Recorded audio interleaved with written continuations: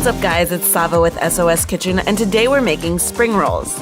These little guys are so delicious and crispy with a really meaty and flavorful filling that will blow the ones at your local Chinese food joint out of the water.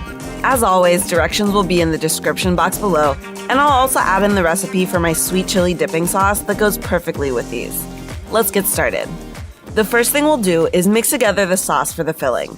In a bowl, combine soy sauce, black pepper, oyster sauce, sambal, water, cornstarch, sesame oil, and rice vinegar, and give it a mix. Set it to the side while you chop up your garlic and ginger. I also have about half a pound of shrimp here that's been peeled and deveined that I'll also chop up into pea-sized pieces. I've already thinly sliced some mushroom, carrot, cabbage, and scallions.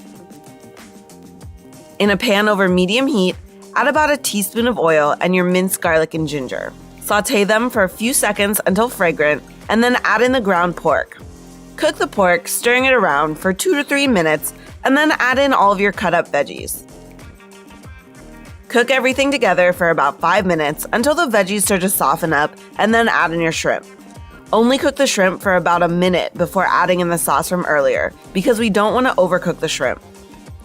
Cook the filling for another 2 minutes and then take it off the heat and let it cool to room temperature. For your spring roll wrappers, they come in a pack all stuck together and you have to peel them apart one by one. I suggest you do this while your filling is cooling.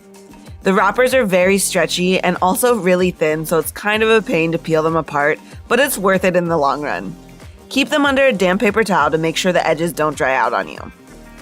Right before you're about to roll your spring rolls, make a bit of paste out of cornstarch and water to keep the rolls closed. I just put a bit of each into a bowl and microwaved it until the water boiled and it became a thick paste. Taking one wrapper at a time, lay it out in a diamond in front of you. Put about a tablespoonful of filling down in a line about a third of the way up from the bottom. Fold the bottom corner up over the filling and pull it towards you a little to make sure everything is tight, and then fold in the sides. Roll the filling upwards, and at the tip, put a little bit of that paste to seal it. I'm not the best at rolling these, but try your hardest to get a nice, evenly sided spring roll without too much air in the middle. Once you've rolled your spring rolls, go ahead and fry them up in some vegetable oil.